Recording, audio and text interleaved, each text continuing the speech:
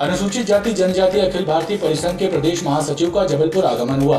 परिसंघ के प्रदेश महासचिव ने जबलपुर में परिसंघ के पदाधिकारियों और सदस्यों की बैठक ली और उन्होंने देश में चल रहे निजीकरण के दौर को घातक बताया। शासकीय इंजीनियरिंग कॉलेज के प्राध्यापकों के एक प्रतिनिधि मंडल ने वेतन संबंधी विभिन्न समस्याओं और मांगों को लेकर कैंट के भाजपा विधायक अशोक रोहानी से मुलाकात कर उन्हें एक मांग पत्र सौंपा। प्राध्यापकों के प्रतिनिधि मंडल ने बताया कि विगत कई माह से प्राध्यापकों को समय पर वेतन का भुगतान नहीं हो रहा। इसके अलावा पदोन्नति, 7वें वेतन आयोग जैसी मांगों को भी मांग पत्र में शामिल किया गया। मध्य प्रदेश में विधानसभा का सत्र 4 दिन की बजाय 1 दिन में ही स्थगित कर दिए जाने पर जबलपुर में भी कांग्रेस ने विरोध दर्ज कराया है। जबलपुर में कांग्रेस के विधायकों ने विधानसभा सत्र के मुद्दे पर पत्रकार वार्ता की और एक मंच पर आकर प्रदेश सरकार पर जनता के मुद्दों से दूर भागने का आरोप लगाया। केंद्रीय नेतृत्व के आह्वान पर भारतीय जनता युवा मोर्चा के कार्यकर्ता भारत की आजादी की 75वीं वर्षगांठ के अवसर पर अमृत महोत्सव के अंतर्गत युवा संकल्प यात्रा आयोजित करने जा रहे हैं। इसी तारतम्य में युवा मोर्चा के कार्यकर्ता विभिन्न कार्यक्रम आयोजित करेंगे। प्रदेश के सभी महानगरों में साइकिल यात्रा और मैराथन जैसे कार्यक्रम होंगे। नागपंचमी के पावन पर्व के अवसर पर अखाड़ों में भी परंपरानुसार पूजन अर्चन किया गया। गोरखपुर स्थित पंचायती व्यायामशाला में अखाड़ा पूजन और विभिन्न कार्यक्रमों का आयोजन हुआ, तो वहीं जगन्नाथ उस्ताद अखाड़े के पहलवानों ने अखाड़ा कला का शानदार प्रदर्शन किया। कोरोना संक्रमण काल में क्षयी मंदी और बेरोजगारी के कारण युवा अब अपराध और तस्करी का रास्ता अपना रहे हैं। हनुमानताल पुलिस ने शराब की तस्करी के मामले में पकड़े गए एक युवा से जब पूछताछ की तो उसने बताया कि वो बेरोजगार है और इसी कारण उसने कुछ माहों से अवैध शराब बेचने का काम शुरू कर दिया था।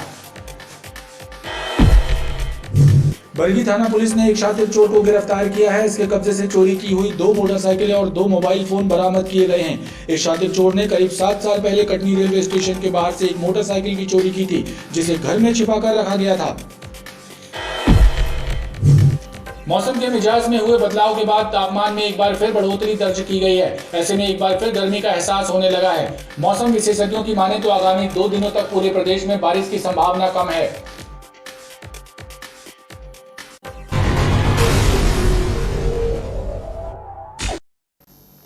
नमस्कार, बीटीवी न्यूज में स्वागत है आपका। इस बुलेटिन के साथ मैं हूं कृष्ण कुमार और आइए इस बुलेटिन की शुरुआत करें। उससे पहले नजर डालते हैं हेडलाइंस पर। पौधे अपने परिजन अभियान का क्रम जारी। अभियान से जुड़कर विभिन्न संगठनों और संस्थाओं के लोग दे रहे पर्यावरण संरक्षण का संदेश। संस्कार खानी में भी भक्ति भाव से मनाया गया नागपंचमी का पर्व। घरों और मंदिरों में हुआ नाग पूजन। और वन विभाग ने सपेरों को दबोचा। 30 से ज्यादा सांपों को उनके कब्जे से कराया आजाद।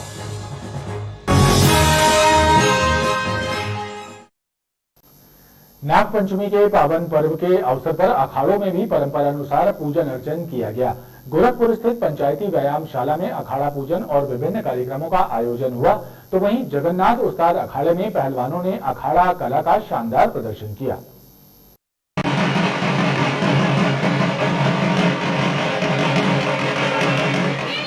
नागपंचमी के शुभ अवसर पर भारतीय संस्कृति का अनुसरण करते हुए अखाड़ों में पूजन और विभिन्न कार्यक्रमों का आयोजन किया गया। कोरोना संक्रमण काल को देखते हुए कोरोना प्रोटोकॉल का पालन करते हुए अखाड़ों में पूजन अर्चन और अखाड़ा कला और शस्त्र प्रदर्शन का कार्यक्रम हुआ। इसी कड़ी में गोरखपुर पंचायती व्यायामशाला में पूजन अर्चन किया गया। इस अवसर पर पावर वेट लिफ्टिंग का भी शुभारंभ हुआ।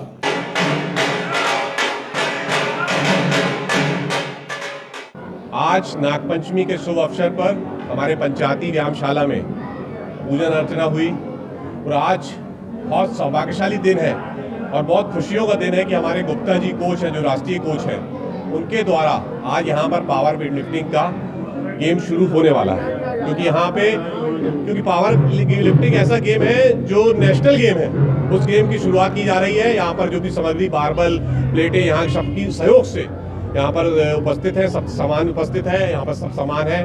उस सामान को देखते हुए मैं समझता हूँ कि पावर लिफ्टिंग का गेम में नेशनल तक खेल के आए लोग मध्य प्रदेश खेलें, ऐसे गुप्ता जी को हमारी शुभकामनाएं हैं। वहीं जगन्नाथ उस्ताद अखाड़ा में भगवान बजरंगबली का पूजन करने के बाद पटा बनेटी, चक्रा, तलवार सहित पारंपरिक खेलों और शस्त्रों का प्रदर्शन कर पहलवानों ने अखाड़ा कला का शानदार करतब दिखाया।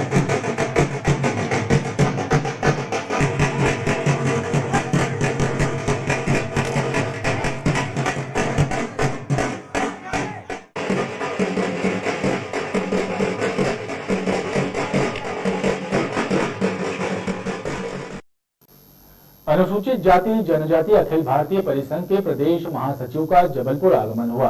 परिसंघ के प्रदेश महासचिव ने जबलपुर में परिसंघ के पदाधिकारियों और सदस्यों की बैठक ली और उन्होंने देश में चल रहे निजीकरण के दौर को घातक बताया। उन्होंने केंद्र और राज्य की सरकारों से निजीकरण पर रोक लगाने की मांग की है। अनुसूचित जाति जनजाति अखिल भारतीय परिसंघ के प्रांतीय महासचिव नरेंद्र चौधरी ने देश में तेजी से किए जा रहे निजीकरण का विरोध किया है। उन्होंने निजीकरण को देश के लिए घातक बताते हुए कहा कि परिसंघ निजीकरण और ठेका प्रथा का विरोध करता है।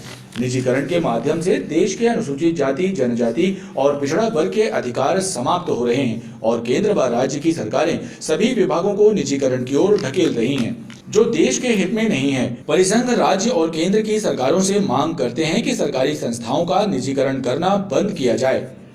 हम वर्तमान में देखते हैं कि अभी कोविड काल में जो विपत्ति आई आम जनता पर, उसमें निजी संस्थान हमारे आम जनता से बहुत दूर हो गए। जो भी सहयोग किया वो सरकारी कर्मचारियों द्वारा किया गया और आज केंद्र की सरकार हो, राज्य की सरकार हो, हर चीज़ बेचने को तैयार है। उदाहरण के स्वरूप में हम रेलवे देख लें, LIC देख लें, बिजली विभाग देख लें, लगभग सारे विभाग निजीकरण के तौर पर जा रहे हैं, जो निजीकरण देश के हित में बिल्कुल ही नहीं है। ये बहुत भयावह स्थिति आ गई है।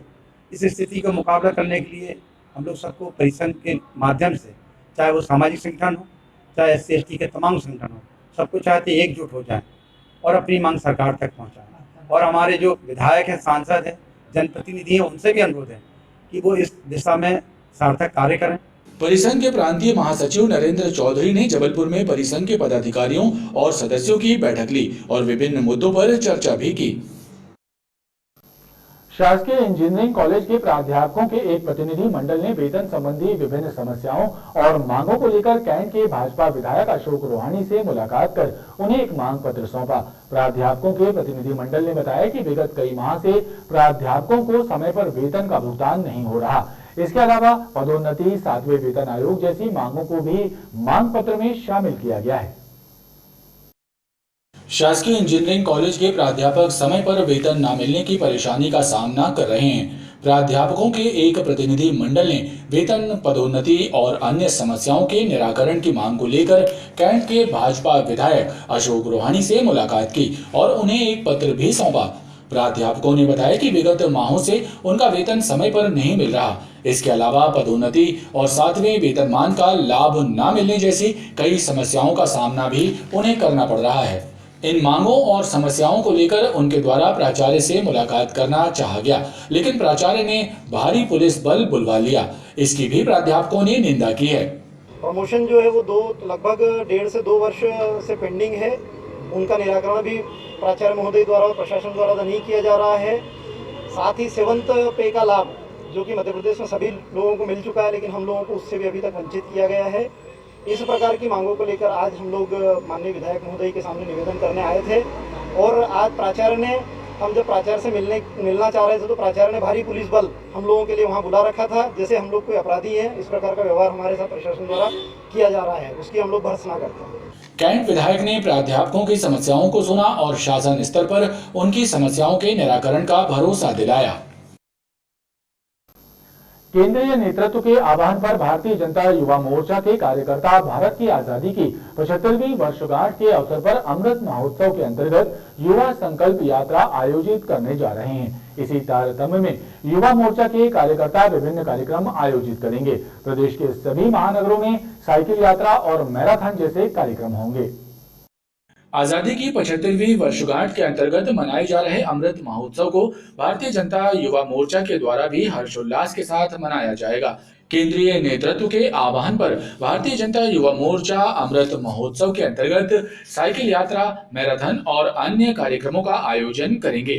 भाजपा युवा मोर्चा के नगर अध्यक्ष रंजीत पटेल ने एक पत्रकार वार्ता के माध्यम से अमृत महोत्सव के अंतर्गत युवा मोर्चा द्वारा किए जा रहे कार्यक्रमों की जानकारी प्रदान की।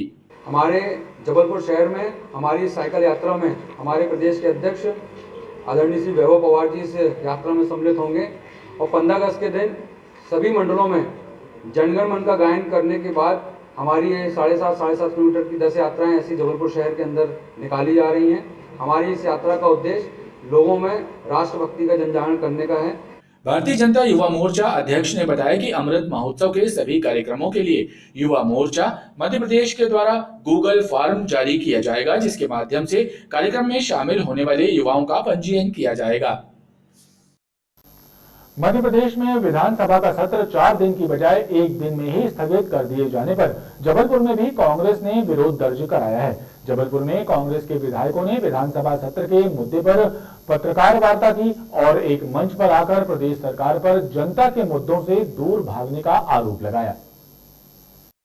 मध्य प्रदेश विधानसभा सत्र के मुद्दे को लेकर जबलपुर में कांग्रेस ने भी विरोध दर्ज कराया है। विधानसभा का सत्र 4 दिनों के बजाय 1 ही दिन में स्थगित किए जाने के मुद्दे पर कांग्रेस विधायक तरुण भानोट, लखन घनघोरिया, विनय सक्सेना और संजय यादव ने एक मंच पर आकर पत्रकार वार्ता के माध्यम से प्रदेश सरकार पर जनता के मुद्दों से दूर भागने का आरोप लगाया। कांग्रेस विधायकों के मुताबिक वो सदन में जबलपुर के विकास के मुद्दों सहित कोरोना से हुई मौतों, ओबीसी आरक्षण, भ्रष्टाचार के मुद्दों और बढ़ते अपराधों पर सरकार से जवाब मांगना चाहते थे, लेकिन सरकार ने विपक्ष की तैयारियों और मुद्दों से हटकर पहले ही विधानसभा सत्र स्थगित कर दिया। कोविड में हर घर में लोग परेशान हुए, दवा भी नहीं मिली, अस्पताल में बिस्तर भी नहीं मिला। उसके बाद आप पेट्रोल के दाम बढ़ाते हैं, डीजल के दाम बढ़ाते हैं, रसोई गैस के दाम बढ़ाते हैं।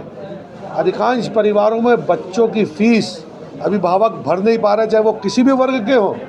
13/7/2021 इसमें सरकार किसकी है, महाधिवक्ता किसका है, मंशा स्पष्ट हो जाएगी कि आरक्षण के मामले में भारतीय जनता पार्टी का दृष्टिकोण और इस सरकार का दृष्टिकोण क्या है।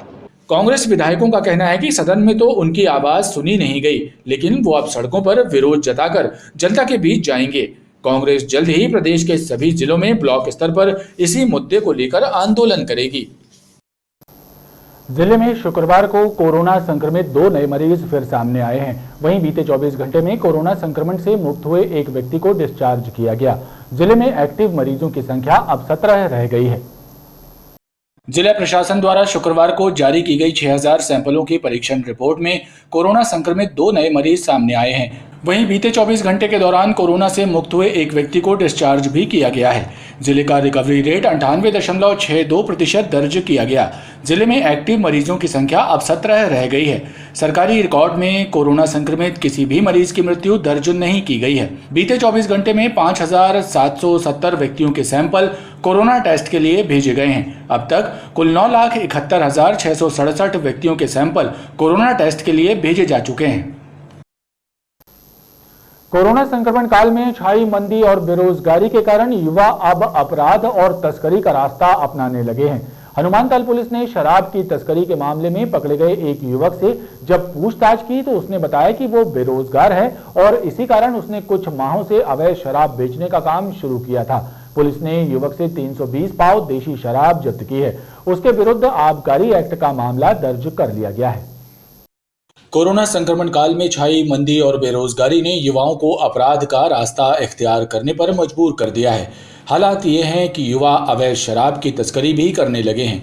हनुमानताल पुलिस ने मुखबिर की सूचना पर दुर्गा चौक निवासी नीलेश सोनकर को अवैध शराब के साथ गिरफ्तार किया। पुलिस ने इसके कब्जे से 320 पाव शराब बरामद की, जिसकी कीमत लगभग 32,000 रुपए है। पुलिस ने जब नीलेश से पूछताछ की तो उसने बताया कि वो बीते कुछ माह से बेरोजगार है। यही वजह थी कि उसने अवैध शराब बेचने का कारोबार शुरू कर दिया। फिलहाल उसे गिरफ्तार कर आबकारी एक्ट के प्रावधानों के तहत प्रकरण दर्ज किया गया है। आरोपी नीलेश सोनकर के कब्जे से टीम ने 320 पाव देसी मसाला मदिरा जब्त की है, जिसकी अनुमानित कीमत 32,000 है। और जब आरोपी से पूछताछ किया तो उसने बताया कि उसके पास कोई काम नहीं था और बेरोजगारी के चलते उसने ये धंधा अपनाया। कुछ दिनों से ही उसने चालू किया है और थोड़ी थोड़ी मात्रा शराब की यह बेच रहा था। इस बार यह बड़ा काम करने वाला था। बाहर से इसने कहीं धूमा छपारा तरफ से ये माल लाया था और बेचने की फिराक में था, तो उसको गिरफ्तार 34/2 का हमने प्रकरण तैयार किया है और जेल उसको निर्ध करवाया गया है। पुलिस ने नीलेश से अवैध शराब लाने और उसे बेचने के बारे में भी कुछ जानकारी हासिल की है। इस संबंध में भी पुलिस तस्दीक कर रही है। बरगी थाना पुलिस ने एक शातिर चोर को गिरफ्तार किया है। इसके कब्जे से चोरी की हुई 2 मोटरसाइकिलें और 2 मोबाइल फोन बरामद किए गए हैं। इस शातिर चोर ने करीब 7 साल पहले कटनी रेलवे स्टेशन के बाहर से एक मोटरसाइकिल की चोरी की थी, जिसे घर में छिपाकर रखा गया था। पुलिस ने इसकी निशानदेही पर चोरी की हुई मोटरसाइकिल को जब्त करने की कार्रवाई की। बरगी थाना पुलिस ने चरगवा के ग्राम कोहली में रहने वाले एक शातिर चोर बेड़ीलाल यादव को गिरफ्तार किया है। इसके कब्जे से चोरी की हुई 2 मोटरसाइकिलें और 2 मोबाइल भी जब्त किए गए हैं। खास बात यह है कि बेड़ीलाल ने 7 साल पहले कटनी रेलवे स्टेशन के बाहर से एक सुजुकी मोटरसाइकिल की भी चोरी की थी और वो चोरी की मोटरसाइकिल को घर में छिपा कर रखा हुआ था। उसकी निशानदेही पर पुलिस ने मोटरसाइकिल जब्त की है। पुलिस द्वारा उससे वाहन चोरी के अन्य मामलों में भी पूछताछ की जा रही है। और आइए अब एक नजर डालते हैं मौसम पर। मौसम के मिजाज में हुए बदलाव के बाद तापमान में एक बार फिर बढ़ोतरी दर्ज की गई है। ऐसे में एक बार फिर गर्मी का एहसास होने लगा है। मौसम विशेषज्ञों की माने तो आगामी 2 दिनों तक पूरे प्रदेश में बारिश की संभावना कम है। शुक्रवार को जिले का अधिकतम तापमान सामान्य से 3 डिग्री सेल्सियस ज्यादा 33.2 डिग्री सेल्सियस दर्ज किया गया है। मौसम में आए बदलाव के बाद बीते कुछ दिनों से प्रदेश के साथ साथ जबलपुर संभाग और जिले में बारिश का दौर थम गया है। ऐसे में तापमान में भी बढ़ोतरी दर्ज की जा रही है। बीते 24 घंटे में जिले में वर्षा दर्ज नहीं की गई। हालांकि इस सीजन में अब तक 420.6 मिलीमीटर वर्षा रिकॉर्ड की जा चुकी है। जबलपुर का अधिकतम तापमान सामान्य से 3 डिग्री ज्यादा 33.2 और न्यूनतम तापमान 23.9 डिग्री सेल्सियस दर्ज किया गया। जबलपुर में पिछले 24 घंटे में 33.2 अधिकतम रिकॉर्ड किया गया है और ये सामान्य से 3 डिग्री अधिक था। न्यूनतम 23.9 रिकॉर्ड किया गया जो सामान्य रहा। आर्द्रता अब कम हो गई है, 83% सुबह और शाम को 60%। वर्षा पिछले 24 घंटे में शून्य हुआ है। टोटल 426.6 मिलीमीटर दर्ज हुआ है। पिछले साल आज के दिन 12.7 मिलीमीटर वर्षा दर्ज की गई थी और टोटल था 531.4 मिलीमीटर। आगामी 24 घंटे के लिए जो पूर्वानुमान है उसके हिसाब से संभाग के जिलों में कहीं कहीं वर्षा की उम्मीद है। पूरे एमपी में ही लगभग खास वर्षा की उम्मीद नहीं है आगामी 24 घंटे में। मौसम विशेषज्ञों के मुताबिक 15 अगस्त के बाद बंगाल की खाड़ी में कम दबाव का नया सिस्टम बन रहा है, जिसके चलते पूर्वी मध्य प्रदेश में एक बार फिर मानसून सक्रिय होने की संभावना है। हालांकि आगामी 2 दिनों तक पूरे प्रदेश में बारिश न होने की संभावना व्यक्त की गई है। खबरों का क्रम लगातार जारी है, आप देखते रहिए BTV न्यूज।